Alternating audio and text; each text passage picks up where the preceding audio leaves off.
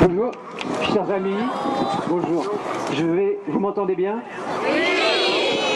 Je vais vous exprimer le sentiment d'un ami français de Taïwan par rapport à ces événements.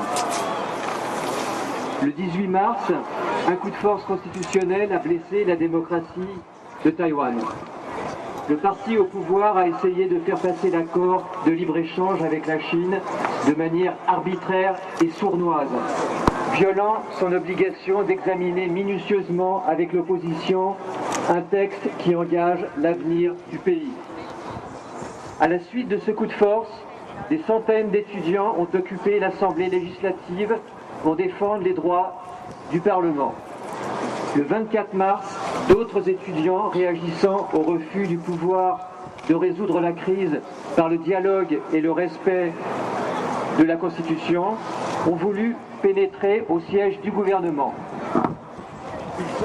Ils ont été brutalement réprimés par la police. Ainsi, cet accord commercial a déjà fait plusieurs victimes, dont la démocratie. Il replonge Taïwan dans les heures les plus sombres de la nuit. Comme tous les démocrates, je suis inquiet par cette dérive autoritaire, mais aussi par les menaces que cet accord commercial fait peser sur l'économie taïwanaise, sur sa sécurité nationale, sur sa souveraineté. Taïwan n'est pas à vendre. Elle ne peut se laisser dévorer par la voracité des capitaux chinois. Taïwan n'est pas la Chine. Elle ne doit pas vendre son âme pour une poignée de dollars. Elle doit protéger son identité et sa singularité.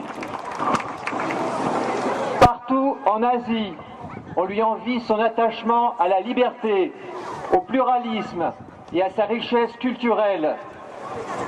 Formose ne doit pas avoir le destin de Hong Kong, sous contrôle de la Chine depuis 1997, après un accord de rétrocession qui les a dupés.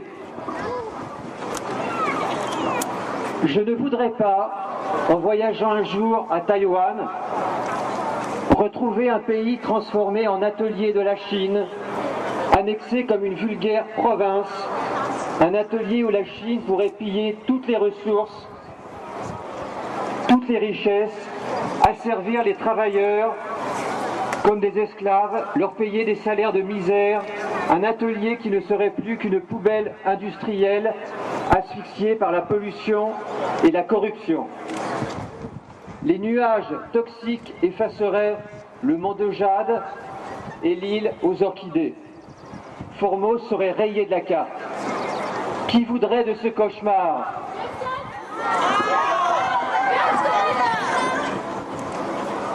Si le danger est réel, rien à ce jour n'est encore joué.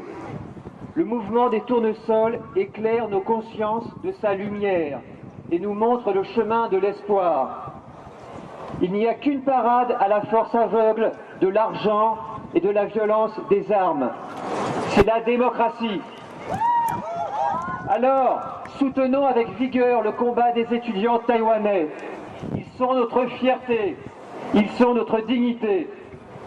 Aidons-les à faire tomber les bastilles de l'argent tout-puissant et la dictature du tout économique. Les tournesols puisent leurs racines et leur énergie dans le soutien populaire. Plus nous serons nombreux et plus l'éclat de leur rayonnement chassera les forces de la nuit. Le 18 mars ne sera pas un jour de deuil.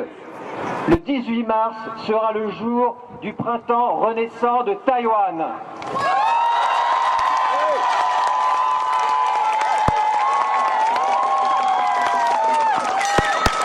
Aujourd'hui, je suis taïwanais.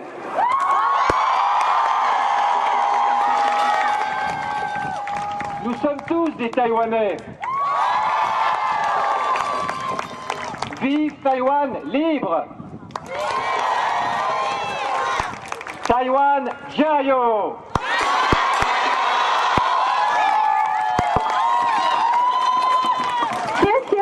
谢谢我们来自法国的朋友。那现在今天。